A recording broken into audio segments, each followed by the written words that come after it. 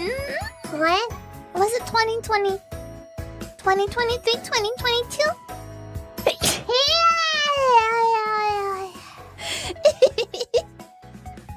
Yeah.